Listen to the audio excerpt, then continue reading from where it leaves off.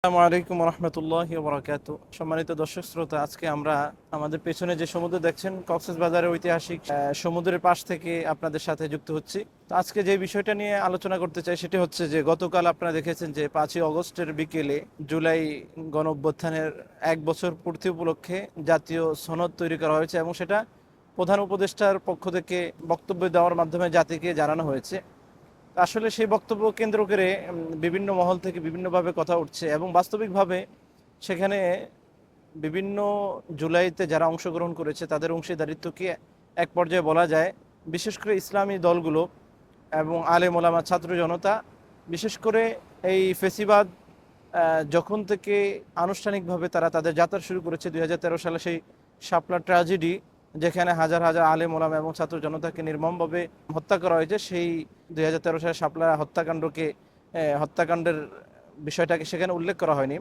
এমনিভাবে বিডিআর হত্যা, যেটা বাংলাদেশ ইতিহাসে এবং একটা রাষ্ট্রের জন্য আমি মনে করি যারা রাষ্ট্রের বড় বড় সৈনিক এবং দেশপ্রেমিক তাদেরকে এভাবে হত্যা করা হয়েছে, সেটাও সেই জুলাই সনদপত্রের মধ্যে উল্লেখ নেই। তাছাড়া আরও অনেক বিষয় যেটা জুলাই সনদের মধ্যে উল্লেখ নেই, যার কারণে আলেম ওলামা ছাত্র জনতা এবং কিছু কিছু রাজনৈতিক দল এতে মর্মাহত হয়েছে।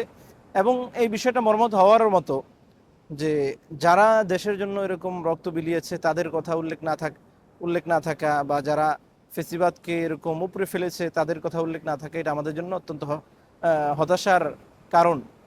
আর আপনারা নিশ্চয়ই অবগত রয়েছেন যে বাংলাদেশে ওলামায়ে কেরামের অবদান কাজকে না, বরং 1947 থেকে এটাকে অস্বীকার করা হচ্ছে এবং এটার অবমূল্যায়ন করা হচ্ছে। বিশেষ করে 13 সালের এই বড় এরকম যে আত্মত্যাগ, সেটা তো কথা উল্লেখ করা হয়নি। এবং আমরা এই বিষয়টিও লক্ষ্য করেছি যে রাজনৈতিক দলগুলোকে প্রধান উপদেষ্টা আহ্বান করেছে এবং তার পাশে দাঁড়ানোর জন্য এরকম বলা হয়েছে। সেক্ষেত্রে দেখলাম ইসলামিক কিছু দলের নেতৃবৃন্দ এবং যারা বড় পর্যায়ে আছেন, লিডারশিপে আছেন, তাদেরকে সেখানে জায়গা দেওয়া হয় না। এটা একটা অত্যন্ত দুঃখের কারণ। বরং আমরা দেখেছি যে ইসলামিক দল ছাড়া অন্য দল যেগুলো ছোট, যার অস্তিত্বটা ওরকম বেশি নেই, বা যাদের ফ্যান ফলোয়ার অতটাও নেই, ভোটার ওরকমও নেই, তারপরও তাদের অবস্থানটা প্রধান উপদেষ্টা বা রাষ্ট্রের কাছে একটা মূল্যায়ন আমরা দেখতে পেয়েছি। কিন্তু তার তুলনায় ইসলামী যেই সমস্ত দলগুলো রয়েছে সেই দলের মূল্যায়নটা আমরা খুব একটা দেখতে পাইনি। এই জন্য এর থেকে আমাদের শিক্ষা কি? এর থেকে আমাদের শিক্ষা হচ্ছে আসলে যে আলেমরা তাদের স্বতন্ত্র এবং স্বকীয়তা বজায় রেখে রাষ্ট্রের সাথে চলা, আমি মনে করি। এক্ষেত্রে আবার অনেকে নিজেদের কৃতিত্ব জাহের করার চেষ্টা করছেন। তো তাদের সেই সমস্ত দলে, ইসলামিক দলগুলোর কাছে আমার একটা বিনীত আবেদন এবং প্রশ্ন যে এই জুলাই সনদপত্র তো অ্যাকুরেট হয়নি, আপনারা নিশ্চয় শুনেছেন।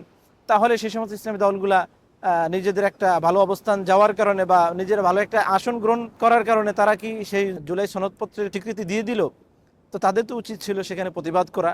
এজন্য আসলে আমাদের স্বকীয়তা বা আমাদের যেই কৃষ্টি কালচার, কাউমি মানসার ঐতিহ্য, এটাকে ধরে রেখে আমরা মনে করি রাজনীতি করা দরকার।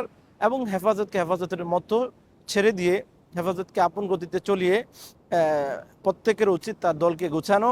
তাহলে আশা করি বাংলাদেশের এই যে মানে বৈষম্য, আমরা যেই বৈষম্যের বিরুদ্ধে আন্দোলন করেছি, সেই বৈষম্যটা হয়তো বা কিছুটা দূর হবে।